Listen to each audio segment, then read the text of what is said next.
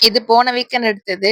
காலையில சரியான சம்பவம் ஆயிருச்சு. பால சிம்ல வச்சுட்டேன்னு நெனச்சுட்டு போயிட்டேன். ஃபுல்லா வச்சுட்டு போயிருக்கேன் போல. ஃபுல்லா பொங்கி ஊத்தி நாஸ்தி ஆயிடுச்சு. நம்ம என்னைக்கு கிளீன் பண்ணி கழுவி வைக்கிறோமோ, அன்னைக்கு தான் இந்த மாரி சம்பவம்லாம் நடக்கும். மொத நாள் தான் ஃபுல்லா கிளீன் பண்ணி விட்டு, இந்த புது ரேக் வாங்கியிருந்தேன்னா, அத ஃபுல்லா அடுக்கிட்டு அழகா வச்சிருந்தேன். இவ்ளோ சம்பவம் ஆகும்னு நெனைக்கவே இல்ல. அதுல ஃபுல்லாவே பாலாயிடுச்சு. அப்புறம் எல்லாத்தையும் எடுத்து தொடச்சு கிளீன் பண்ணி அழகா அடுக்கி வச்சாச்சு. இந்த ரேக்க பத்தி நான் போட்டிருந்தேன் வீடியோல. அத பார்த்துட்டு எல்லாருமே இது வுட்டா, பிளாஸ்டிக்கா, இது நிக்கிதா? இது எப்படி இவ்வளவு வெயிட் தாங்குது? வேஸ்ட் அப்படிங்கிற மாரி சொல்லியிருந்தீங்க.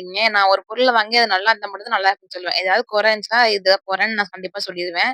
என்ன பத்தி நம்ம குடுக்குற 450க்கு ரொம்பவே ஒர்த்தான ப்ராடக்ட் தான். இது என்ன பிரச்சனைன்னா, கிளாஸோட வெயிட் ஜாஸ்தியா இருந்தா மட்டும் கொஞ்சம் வந்து வளையிற மாரி ஃபீல் இருந்துச்சு. அதனால 1 கிலோ கிளாஸ் வைக்காம, இந்த 1/2 கேஜி கிளாஸ் பாட்டில்ஸ் இருக்குல்ல, அது வேணா வைக்கலாம். அப்படி 1 கேஜிலாம் அடுக்கி வைக்கணும்னா, அந்த எல் கிளாம்ப்ன்னு சொல்லுவாங்கல்ல, அது வந்து மேல, கீழ எல்லாத்தையுமே குடுத்துட்டு வச்சோம்னா கொஞ்சம் பயம் இல்லாம இருக்கலாம். ஏன்னா கிளாஸ் பாட்டில்ல எப்பயாவது உடைஞ்சுட்டா என்ன பண்றதுன்னு ஒரு பயம் இருக்குல்ல. அதனால தான் நான் எடுத்து மாத்திட்டேன். இப்ப என்கிட்ட இருக்க சின்ன சின்ன பாட்டில் டீ, காஃபி வைப்போம்ல அது, அப்புறம் கீழ ஃபுல்லா வெயிட்டா தான் வச்சிருக்கேன். அந்த பீங்கான் எல்லாமே அதுல அடுக்கி வச்சிருக்கேன். கொஸ்டின் பண்ணவங்களுக்குலாம் புரிஞ்சிருக்கும்னு நெனைக்கிறேன். அன்னைக்கு நம்ம வீட்ல தேங்காய் பால் ஆப்பம் 2 தான் பண்ணியிருந்தேன். ரொம்ப நாளாச்சு பண்ணி. சரி வீக்கெண்ட் வருதுன்னு சொல்லிட்டு மொத நாளே நான் மாவு அரைச்சு வச்சிருந்தேன். காலையில எந்திச்சு தேங்காய் பாலோட சாப்பிடும்போது சூப்பரா இருந்துச்சு.